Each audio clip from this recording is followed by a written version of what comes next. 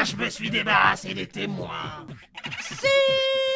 Hello les nyctalopes! Voici un nouveau concept complémentaire à monter à 5 minutes sur Friday Night Funkin'. Si vous ne l'avez pas regardé, il est en description, afin que vous puissiez mieux comprendre cette vidéo. Dans ce genre de format assez rare, je parlerai d'un truc lié à un jeu dont j'en ai déjà fait une review, genre des fangames, des mods ou des DLC qui sont arrivés bien plus tard. Comme beaucoup le savent, la communauté de Friday Night Funkin' est noyée de mods. Il y a des tutos pour remplacer, voire créer ses propres sprites, et les plus déterminés ont complètement recodé le jeu afin d'en faire une semaine originale. Et comme je vois que j'ai fait découvrir le jeu à pas mal d'entre vous, je vous propose aujourd'hui des mods que j'ai sélectionnés pour que vous puissiez les tester. Alors avant qu'on commence, sachez que c'est un format test. Je vais donner mon ressenti sur ces mods, mais je ne vais pas m'y attarder. La seule véritable expérience, ce sera à vous et à vous seul de la faire. C'est parti! L'imposteur d'Among Us. Il faut savoir que les gens aiment bien faire des crossovers dans Friday Night Funkin', genre Sense d'Undertale, Jojo ou Sammy dans Scooby-Doo.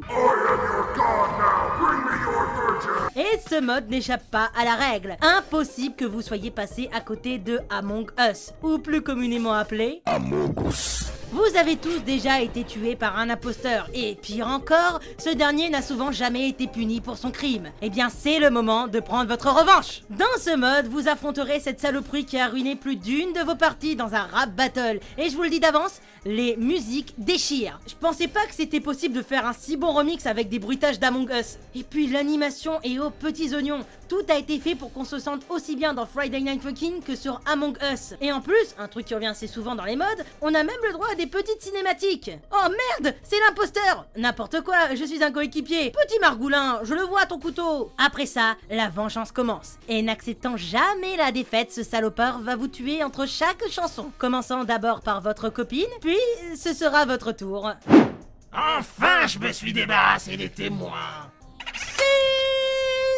Mes boules! Eh oui mon grand, on ne se laissera pas avoir cette fois. Regardez-le comment il perd espoir dans la dernière musique. Se lâche est enfin dos au mur devant tous ses coéquipiers. N'arrivant pas à cacher son meurtre, il va se battre désespérément dans un combat qu'il sait déjà perdu d'avance. Mon ressenti sur ce mode, court mais efficace. Tellement accrocheur qu'on a envie de le refaire. En bref, c'est un excellent mode pour débuter les modes. Mid-fight Mess. Celui-ci, j'ai failli ne pas le mettre pour une raison simple. Il y a trop de trucs à dire tellement qu'il est bien.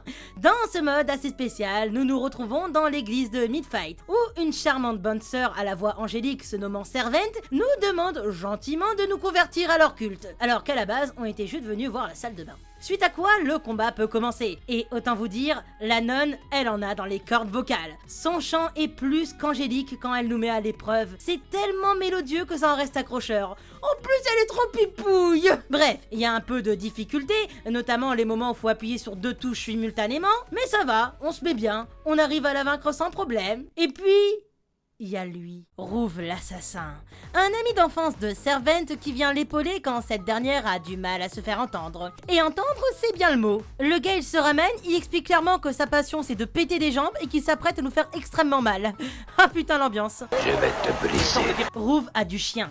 Il est grand, froid, vénère et surtout a la capacité de créer des tremblements de terre par sa voix puissante. Et sa musique, la Zavodila, c'est littéralement une musique de tueur. Ça va tellement vite qu'on a du mal à suivre, même en vidéo. Du coup, je comprends pas, vous cherchez à nous convertir ou à nous détruire?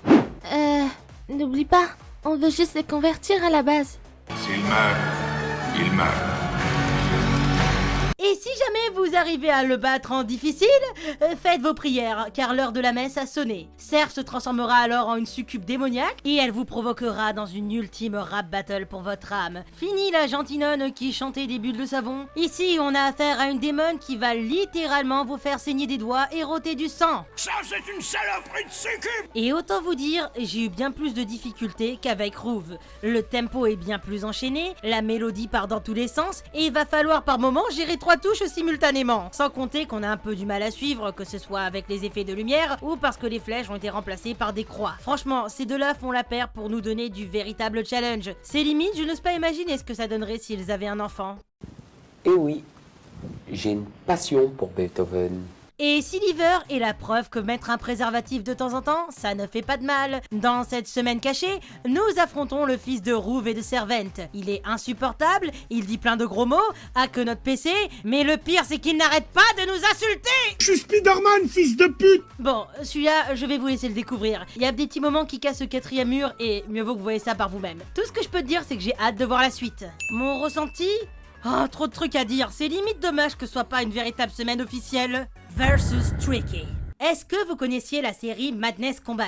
C'est une des premières séries flash d'internet, et c'était réputé pour être extrêmement violent, mais aussi assez what the fuck. Alors autant être honnête avec vous, Madness Combat ce n'est pas du tout mon délire. En revanche, le mode auquel on va parler, oui. Dans ce mode, nous allons affronter un psychopathe qui aime casser le 4e mur, Tricky le clown. À peine il arrive qu'il est grave flippant. Il a un putain de masque de joueur de hockey en mode Jason, et il a la peau verte comme un zombie.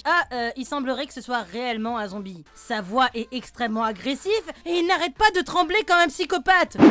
Pourquoi tu trembles? T'as une poignée de verre pilée dans les fesses? Bah non, connard, j'ai barré les zones! Et après une cinématique où Hank, l'ennemi de Tricky, s'oppose au combat, le clown dévoile sa vraie face. Tout s'enchaîne super vite, le rythme a doublé de vitesse, c'est beaucoup plus dur à suivre, le personnage semble glitcher comme s'il contrôlait notre jeu. Autant vous dire, ce ne sera pas de la tarte. Et là, je ne parle pas de celle qu'on envoie sur le visage des clowns. Et si vous pensez qu'à la phase 3, ce sera juste un truc légèrement plus effrayant, détrompez-vous. Tricky veut votre mort à tout prix, mais genre vraiment à tout prix. Rajoutant même une petite règle qui n'est pas à la base dans Friday Night Funkin', les flèches de la mort. Ce sont des flèches noires qui déclenchent une bombe si vous appuyez dessus. Il faudra donc faire attention au rythme si vous ne voulez pas l'accompagner en enfer. Le mode Tricky est surtout devenu populaire car c'est l'un des premiers qui donnait une véritable difficulté. Ce qui aide aussi, c'est que Tricky reste attachant. Ok, c'est un putain de clown tueur psychopathe zombie, mais malgré ça, il a un petit côté cartoonesque, notamment dans son intro où on le voit danser sous la musique La Danse des Canards en mode DJ.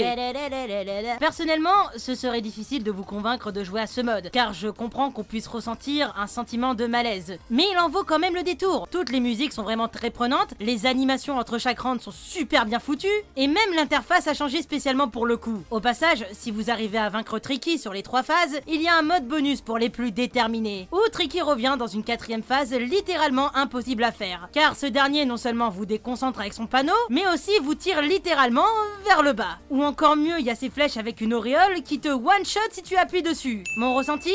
Un mode iconique à faire si on veut se lancer dans les modes de FNF. Il propose un sérieux challenge et a redonné de la popularité à Madness Combat. Vu que Tricky est un personnage de Newgrounds, j'espère qu'on le verra dans un mode officiel, sachant que Hank, son ennemi, est déjà prévu. Contre l'ex-petit copain.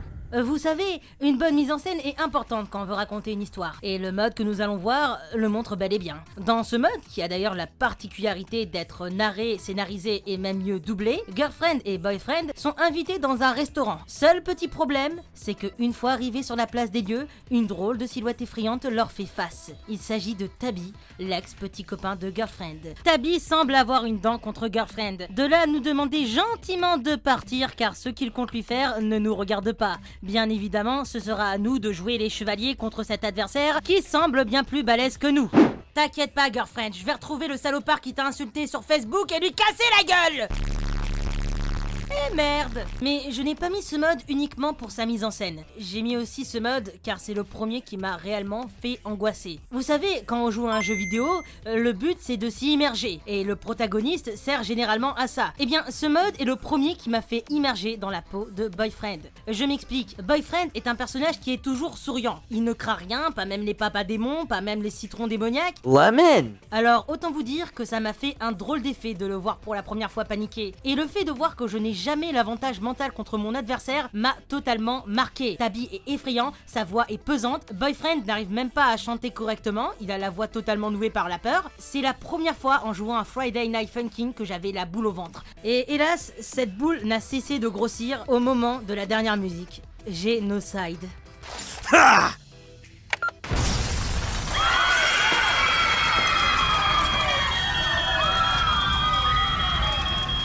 Dans un accès de rage totale, voyant qu'il n'arrive pas à nous défaire, Tabby tente de faire sauter le restaurant. L'ambiance est complètement glauque, Boyfriend est blessé et Girlfriend est totalement apeurée, et Tabby se met à hurler comme un diable. Je n'ai jamais été autant stressée devant une musique que celle-ci. Et comme si ça ne suffisait pas, notre barre de flow baisse en continu, ce qui fait qu'on n'a pas le droit à l'erreur. Mon ressenti ? je pense avoir tout dit. Bon, maintenant on va parler de mon mode préféré. Ah, Whitey, non, ce n'est plus lui. Le mode auquel on va parler est un mode assez spécial. Il s'agit cette fois-ci d'un humain, de quelqu'un même de très humain. Dans ce mode, on va affronter Garcello, un fumeur assez mystérieux, et dès le début, on est dans le préjugé. C'est qui ce clochard? Pourquoi il nous aborde dans une ruelle sombre? Et encore pire, pourquoi est-ce qu'il tient à ce qu'on fume? Vous voulez fumer, les enfants? Non, c'est pas bon pour la santé! C'est des préjugés, ça. Et vous avez quel âge? 26 ans, pourquoi? Bref, il nous propose de le battre dans un rap battle, et si on y arrive, il dégage. Cependant, avant que la musique commence, il dit qu'il aimerait continuer à fumer. Ça l'aide à se détendre à ce qui paraît. Les musiques de Garcello sont assez mélancoliques. C'est chill, reposant, et encore mieux, c'est absolument pas difficile. Y a rien à voir avec Tabi ou Tricky. La difficulté est au niveau d'un débutant, n'importe qui peut y arriver. Et plus on avance dans le mode, plus Garcello ne se sent pas super bien. On sent dès la deuxième chanson qu'il souffre. La cigarette est en train de le tuer petit à petit. Et hélas, ce qui doit arriver arriva. La cigarette tue notre cher fumeur, le changeant ainsi en un esprit. On l'affronte alors en beauté, dans une super musique, où les deux personnages chantent en chœur.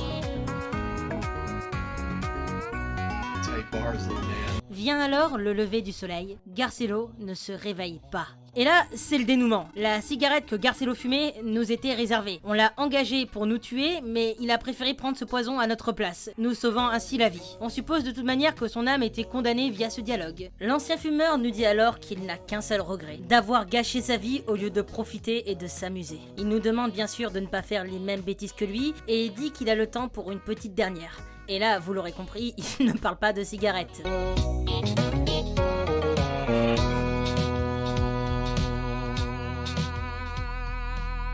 Meilleur spot anti-tabac au monde. Non, c'est faux, je pleure pas! Mais attends, je comprends pas pourquoi t'as choisi ce mode, c'est uniquement parce qu'il est triste, c'est uniquement parce qu'il y a quelqu'un qui meurt, explique-toi! Alors, déjà, tu te calmes moi-même. Ce mode fait ressortir ce qu'il y a de plus humain d'entre nous. Vous savez, comme quand on juge quelqu'un de malfamé, tout ça à cause de son apparence. Ouais, un clochard, quoi. Au début, il semble repoussant, mais si on prend le temps de le connaître, on s'y attache. Le personnage a beau être addict, souffrant, stressé, il n'en reste pas moins qu'une personne généreuse, préférant mourir plutôt que son prochain connaisse le même sort que lui, à savoir l'addiction. Et le mieux, c'est que quoi qu'il arrive, il garde le sourire. Je veux dire, le gars, il est littéralement en fantôme, il est là en mode bon, y a pire. C'est sûrement le personnage le plus humain qu'il m'ait été donné de voir dans un mode, voire dans Friday Night Funkin' tout court. Mon ressenti, si Tabi est un mode qui nous offre de la peur, versus Garcello nous offre beaucoup d'émotions. Il y a un joli contraste entre ces deux-là, mais mon cœur penche plus pour Garcello, désolé. Et voilà, j'espère que cette vidéo vous aura plu et vous aura poussé à tester les modes que je vous ai proposés, voire même à en chercher d'autres par vous-même. Et vous, quels sont vos modes préférés? N'hésitez pas à me faire votre liste en commentaire et surtout dire pourquoi. Bon, je sais que certains sont déçus que je n'ai pas parlé de tel mode, alors voilà ce que je propose. Si cette vidéo dépasse les 40 000 vues, j'en ferai peut-être un épisode 2. Tout dépendra le temps que ça va mettre. Sur ce, n'hésitez pas à liker, partager, à vous abonner à la chaîne. Vous pourrez voir mes autres réseaux sociaux et venez sur Discord. Je papote souvent et on va reprendre les événements. Le lien est dans la description. Sur ce, mes Nyctalopes, je vous dis à la prochaine!